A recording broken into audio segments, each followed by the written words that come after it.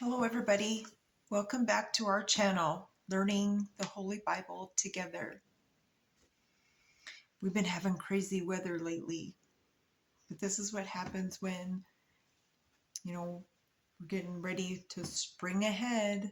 Don't forget, we spring ahead and then we fall back an hour for those who live in the time zone changes like we do. So I hope you're having a great day, and a lot of prayers are going out to my family and friends.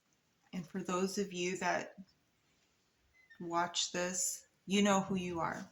Just know that you're loved. And we're going to read today Numbers 19 and 20. So let's get started.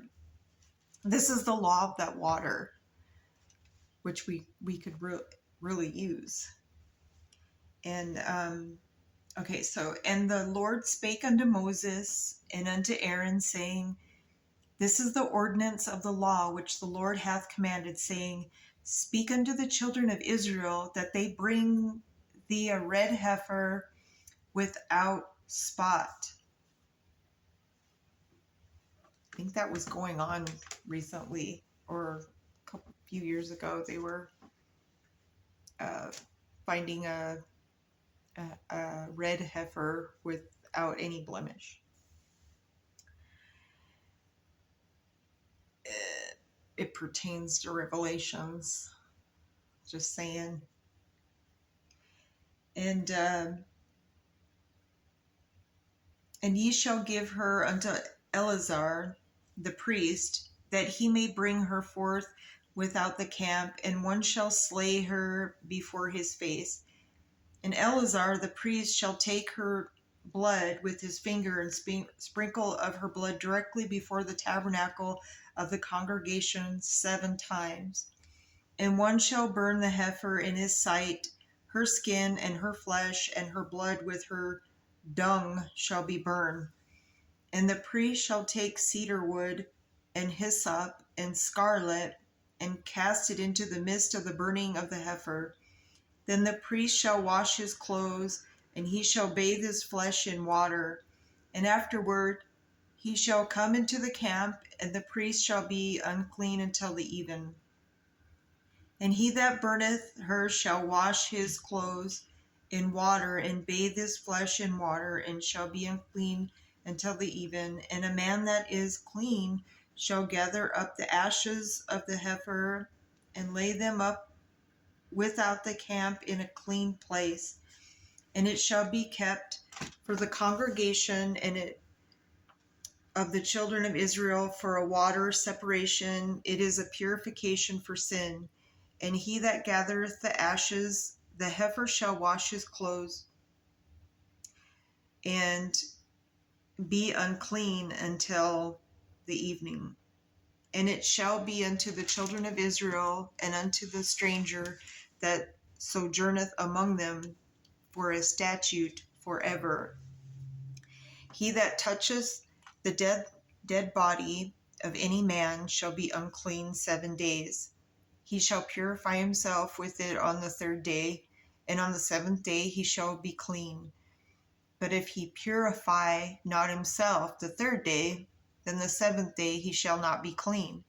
Whosoever touch the dead body of any man that is dead, and purify, and if he didn't purify himself, he defiles the tabernacle of the Lord, and that soul shall be cut off from Israel, because the water of separation was not sprinkled upon him. He shall be unclean. His uncleanliness is yet upon him. This is the law. When a man dieth in a tent, all that come into the tent and all that is in the tent shall be unclean 7 days. And every open vessel which hath not no covering bound upon it is unclean. And whosoever touch one that is slain with a sword in the open fields, or dead body, or a bone of a man, or a grave, shall be unclean 7 days. And for an unclean person they shall take of the ashes of the burnt heifer of the purification for sin and running water, shall be put thereto in a vessel.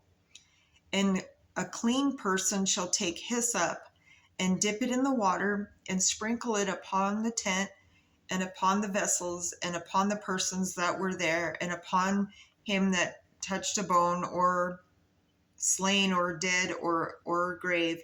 And the clean person shall sprinkle upon the unclean on the third day.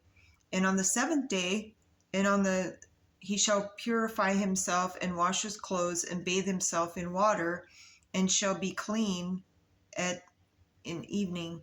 But the man that shall be unclean and shall not purify himself, that soul shall be cut off from among the congregation, because he hath defiled the sanctuary of the Lord.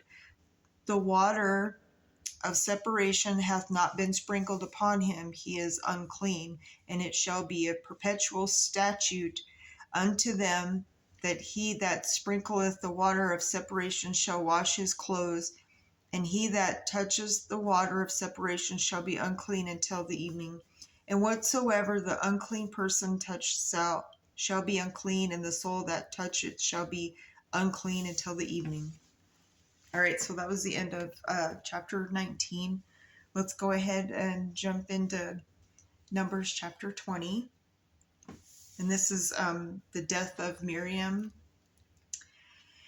So then the children of Israel, even the whole congregation, into the desert of Zin in the first month, and the people abode in Kadesh. And Miriam died there and was buried there.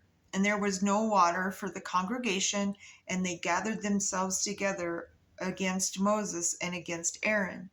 And the people chode with Moses and spake, saying, Would God that we had died when our brethren died before the Lord?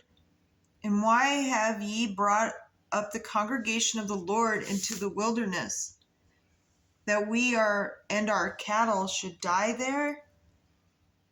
And therefore have ye made us to come up out of Egypt to bring us into this evil place? It is no place of seed or of figs or of vines or of pomegranates, neither is there any water to drink.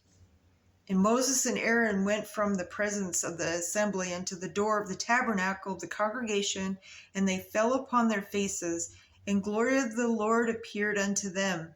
And the Lord spake unto Moses, saying, Take the rod, and gather thou the assembly together, thou and Aaron thy brother, and speak ye unto the rock before their eyes, and it shall give forth his water, and thou shalt bring forth to them water out of the rock. So thou shalt give the congregation and their beasts drink. And Moses took the rod from before the Lord, as he commanded him. And Moses and Aaron gathered the congregation together before the rock, and he said unto them, Hear now, ye rebels.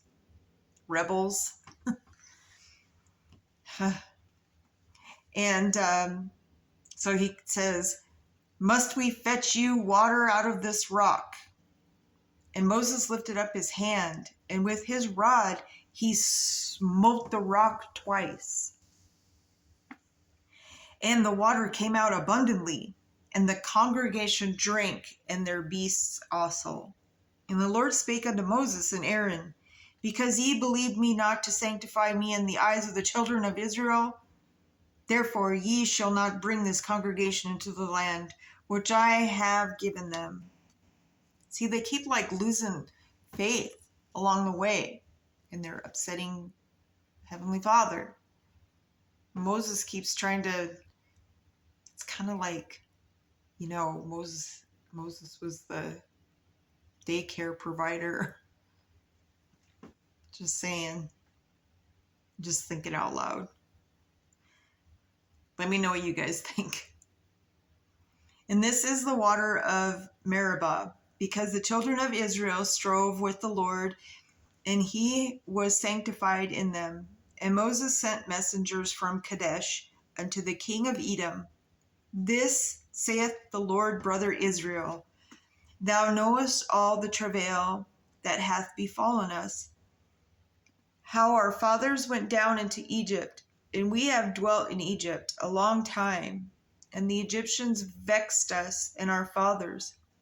And when we cried unto the Lord, he heard our voice, and sent an angel, and hath brought us forth out of Egypt. And behold, we are in Kadesh, a city in the uttermost of thy border. Let us pass, I pray thee, through the country. We will not pass through the fields or through the vineyards, neither will we drink of the water of the wells. We will go by the king's highway. He will not turn to the right hand nor to the left until we have passed thy borders. And Edom said unto him, Thou shalt not pass by me, lest I come out against thee with the sword. And the children of Israel said unto him, We will go by the highway, and if I and my cattle drink of thy water, then I will pay for it. I will only, without doing anything else, go through on my feet. And he said, Thou shalt not go through. And Edom came out against him with much people and with a strong hand. Thus Edom refused to give Israel passage through his border. Wherefore Israel turned away from him. And the children of Israel, even the whole congregation, journeyed from Kadesh and came into Mount Hor.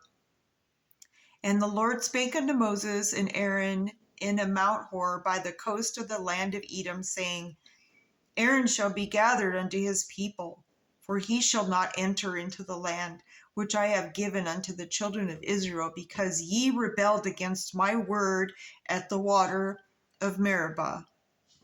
Take Aaron and Eleazar his son, and bring them up unto Mount Hor, and strip Aaron of his garments, and put them upon Eleazar his son. And Aaron shall be gathered unto his people, and shall die there.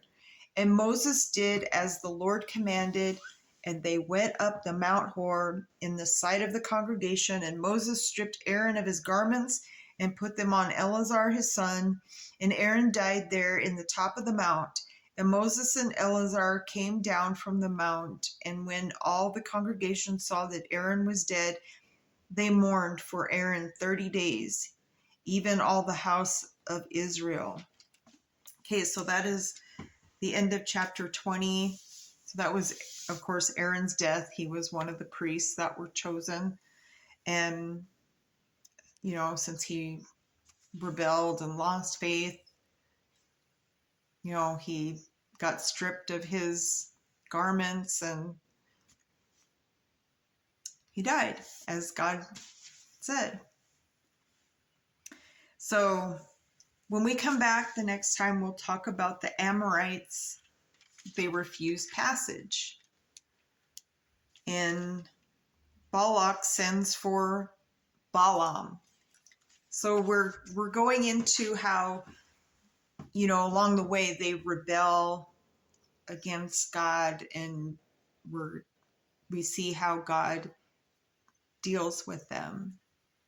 And so on that note, everybody, my brothers and sisters, I hope you're having a great day. I hope you're staying warm wherever you are. Drink some hot tea with some honey in it.